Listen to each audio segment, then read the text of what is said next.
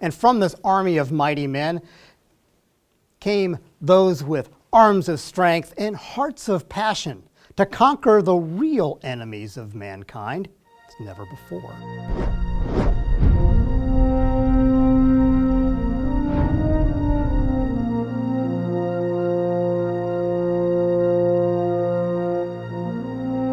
At the same time as Augustine was an Englishman kidnapped in Ireland as a boy, and he was enslaved to a Druid high priest named Milchu. Told to meet his rescue ship at a certain time and place, he escapes to England, trains under St. Jerome, and then oddly enough goes back to Ireland. We know this man as St. Patrick, and his deeds read like that of Moses. Take a look. Over 30 years, he founded over 300 churches. That's like joining the Church Plant of the Month club, isn't it? Ireland becomes the second Christian nation to be conquered without an army. He converted the queen, and that's probably why the king didn't kill him. Estimated 1 million conversions from his direct participation in ministry. He is the first known historical figure to condemn slavery, and he applied the Ten Commandments to English law. He also, getting back to the Library of Alexandria, instituted monks to copy and preserve the classics throughout the Dark Ages. Thank goodness. How many of you is this new? How many of you are outraged at the lack of education provided you? Yeah. How many of you are wondering what this has to do with our founding fathers? Well, St. Patrick was the first historical figure, as I said, to oppose slavery.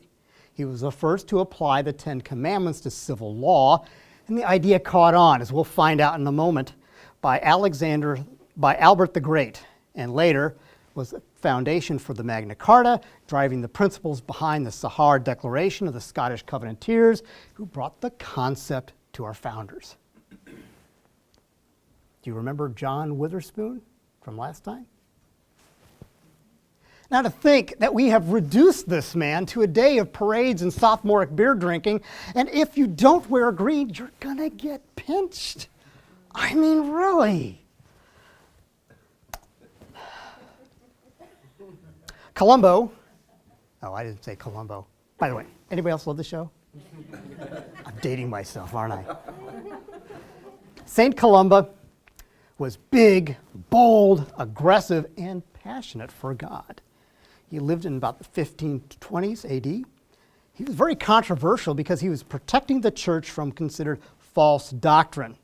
And so he was exiled to Scotland, controlled by the evil Picts. Get this, the Hugga Hugga worshippers of Thor. It's history, folks. I just can't make this up. The legend of Columba in Scotland is really difficult to tell what is truth and what is not.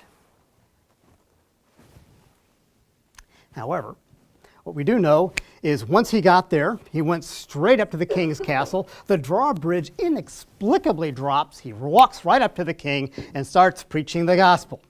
Columba was that kind of guy. And then there's St. Boniface, who literally took Germany for Christ by storm. The legend is he confronted with the Druid's sacred tree. He takes an axe, and just as he swings, a gust of wind splinters the tree into 4 parts. And of course, being Boniface makes the first church out of that tree. The fighting spirit of Boniface is better understood, though, I think, by his own words. He said this. Run to the roar. That is where Christ's most glorious victory shall be won. I know I shall die, and shall die on time. I must make the most of the moments between here and there. St. Boniface.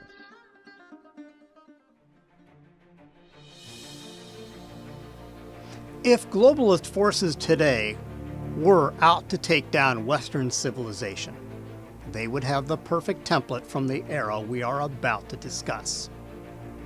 three terrors. One from the north that would jeopardize all of England, but ironically would lead us to the very next step for our founding fathers. Join me in our next installment